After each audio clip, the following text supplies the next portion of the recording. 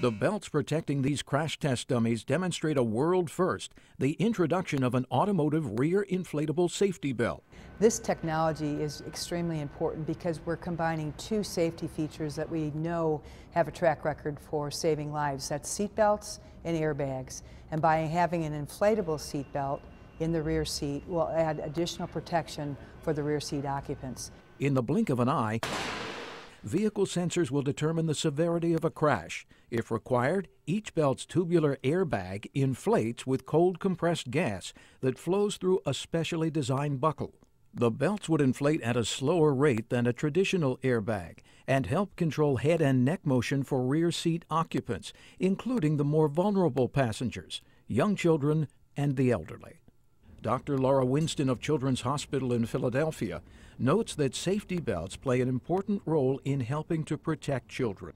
Child injury prevention is really complex. Children are growing and developing, the world around them is changing, and we need to have a broad perspective.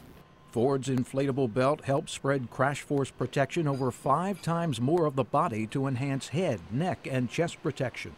We plan to introduce this on our next generation Explorer, which is really fitting because we've used that to demonstrate a number of our new safety technologies, like the side curtain canopies that inflate on rollover and our roll stability control, which is a first in the industry. So another chapter in Ford's leadership in family safety.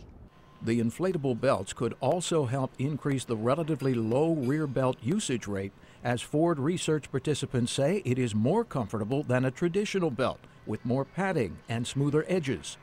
That's really important because we need to encourage people to wear their seat belts, and not many people in the back seat do, only about 60% do, and we really want to get everybody buckled up because that truly does save lives. The inflatable rear safety belt will be introduced first in the next generation Explorer in North America and then in other Ford vehicles globally.